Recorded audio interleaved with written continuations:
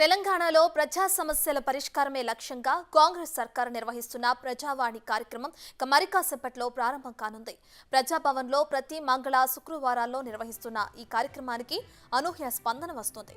ఉదయాన్నే తెలంగాణ నలుమూలల నుంచి భారీగా తరలివచ్చి ప్రజలు కిలోమీటర్ల మేర బారులు తీరి తమ సమస్యలను వినతి పత్రం రూపంలో అధికారులకు విన్నవించుకుంటున్నారు.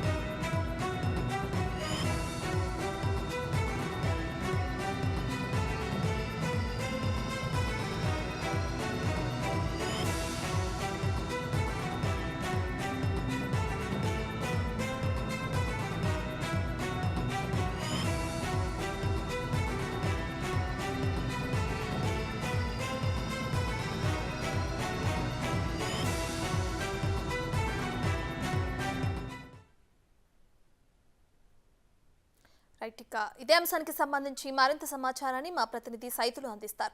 సైదులు చెప్పండి, అటు ప్రజా సమస్యల పరిష్కారమే లక్ష్యంగా అటు కాంగ్రెస్ సర్కార్ కూడా ప్రజావాణి నిర్వహిస్తుంది. అయితే ఈ కార్యక్రమం మరి కాసేపట్లో ప్రారంభం కానుందని కూడా తెలుస్తుంది. అయితే దీనికి సంబంధించి ప్రస్తుతం అక్కడ ఉన్న అప్డేట్స్ ఏంటి సైదులు?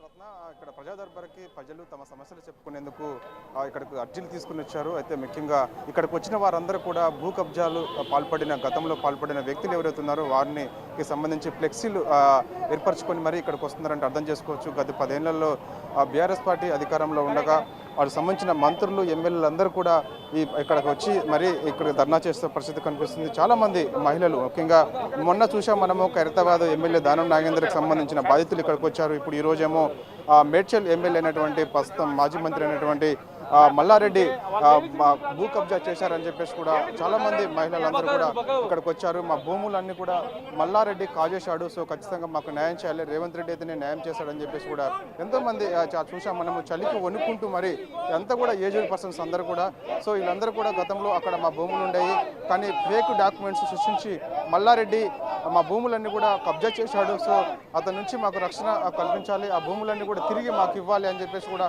ప్లకార్డ్స్ పట్టుకొని చూస్తున్నారు. అన్ని డౌన్, మల్లారెడ్డి డౌన్ డౌన్ అంటున్నారు. ప్రస్తుతం అంతా భూ బాధితులు ఉన్నారు, వాళ్ళతో మాట్లాడితే చేద్దాం. చెప్పండి అమ్మా, ఏం జరిగిందమ్మా? हमारा प्लॉट था, हम 1990 में लिए हुए हैं और जब भी हम जाते हैं बनाने के लिए तो कोई ना कोई ओनर निकल जाता है, तो हम लोगों को वहाँ से बाहर कर देते हैं. तो మాది జాగా భూమి ఉంది, మాకేమంటే ఇస్తలేరు. మా ఇస్నపూలరావు సంగారెడ్డి కొడుకు తిరిగి 15 ఏళ్ళ నుంచి అడిగితే మా ఆయనని కొట్టి చంపిండ్రు. మళ్ళీ మా కొడుకు అడిగితే మా కొడుకుని కొట్టిండ్రు.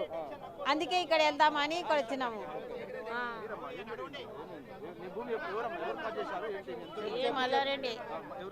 35 ఏళ్ళు 46 ఏళ్ళు కావస్తుంది. మేమే ముసలోళ్ళమైన దేవాలయంలో తీసుకుంటే ఇప్పుడు మేము ఈ ఏజ్కి వచ్చినాము, కానీ అవి మటుకి మాకు చెందుతలేవు. మీ భూమి మల్లారెడ్డి కాజేసిరు అంటున్నారు, మరి కబ్జా చేసిరు అంటున్నారు. మరి ఎప్పుడైనా మీరు చెప్పుకోలేదు, అధికారులు చెప్పుకోలేదు? అప్పుడు అధికారులకు మస్తు చెప్పినాము, చెప్పి మాకే ఇది అయిపోయింది. మొత్తం ఎంత ల్యాండ్ అసలు ఎక్కడ, ఏ ఏరియాలో ఉన్నది, ఎంత కబ్జా చేయాలి?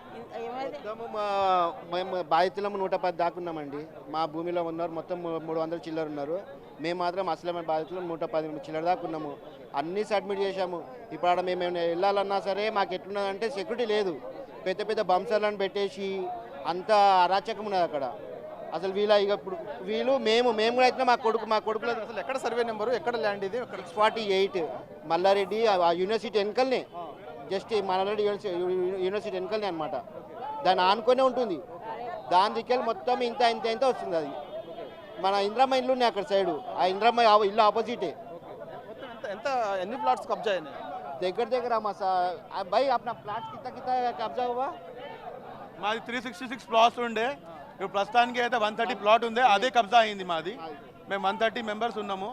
మేము ఆల్మోస్ట్ 30 ఇయర్స్ నుంచి ట్రై చేస్తున్నాము, కోర్టులో కేసు గెలిచినా అన్నీ అయిపోయింది మాది, కానీ మాకు ల్యాండ్ మీద రావడానికి ఇస్తలేరు, ఇంకా మాకు ఏం అప్రూవల్ కూడా ఇస్తలేరు. అంటే ఎవరు కబ్జా చేశారని మీకు వచ్చింది, మీ దృష్టికి వచ్చింది? మల్లారెడ్డి కబ్జా చేసిండు, మా దగ్గర అన్ని ఉన్నాయి మల్లారెడ్డి ప్రకారం, వాళ్ళే కబ్జా. ఇంకా దుష్యంత్ రెడ్డి ఉన్నాడు, శ్రీనివాస్ రెడ్డి అని ఉన్నాడు, వీళ్ళు ముగ్గురు ఇన్వాల్వ్ ఉన్నారు. మమ్మల్ని గెలవనిస్తలేరు ఇలా, అది మెయిన్. దుష్యంత్ రెడ్డి, సంజీవ్ రెడ్డి, మళ్ళీ సుదర్శన్ రెడ్డి. మొన్న రీజన్లో సుదర్శన్ రెడ్డి వచ్చి మాకు ఇంకా ప్రాబ్లం చెప్పింది. అప్పటిదాకా మేము ఎంత కొట్లాడమో అంత కొట్లాడినాం. సుదర్శన్ రెడ్డి మాతో అగ్రిమెంట్ చేయించుకొని పెద్ద ప్రాబ్లం అయిపోయింది మాకు. ఇది 3 నెలలు ఇస్తా అని చెప్పేసి ఇప్పటి వరకు 2 నెలలు అయిపోయింది, ఒక నయా పైసా లేదు.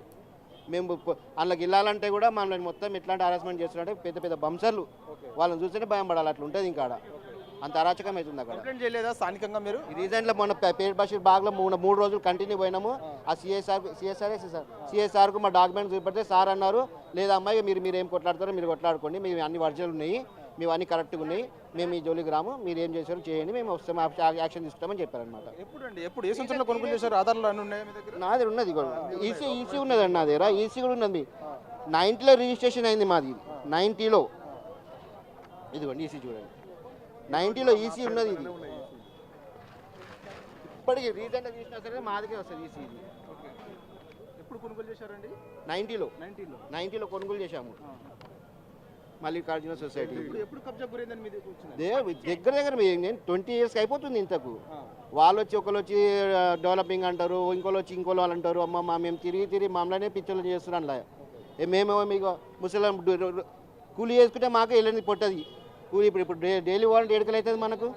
ఇప్పుడు ఒకరోజు పోకపోయినా మనకు నెక్స్ట్ రోజు అదే రాత్రి అయిపోతుంది. ఇంకా ఇగో సార్ కూడా ఎన్ని ఉన్నారు అక్కడ 20 years అయిపోయింది, 25 years అవుతుంది, మేము 30 years అవుతుంది కొని 92లో కొన్న తర్వాత మధ్యలో పోతే గుండగాళ్ళని కూర్చోబెట్టి మాకు రాకుండా చేసిండు. అక్కడ వస్తే మల్లారెడ్డి వాళ్ళు గుండగాళ్ళని కూర్చోబెట్టి 10 మందిని తాయిపిచ్చి తినిపించి రోజు రాత్రిపూట అక్కడ పెట్టేసి మా ఎక్కడ జాగ దగ్గర రాకుండా వస్తే చంపేస్తామని భయపెట్టిస్తే మేము పోకుండా అయిపోయినాము. ఒక 7-8 ఏళ్ళు, ఇక 10 ఏళ్ళ దాకా మేము అక్కడ జాగ దగ్గర కూడా పోలేదు. 30,000 ఇస్తాం, తీసుకుంటారా లేదా, లేకపోతే వీడికి రావద్దు, నీ జాగా లేదు ఏం లేదు, డాక్యుమెంట్స్ గుంజేసుకొని పంపించేస్తాం.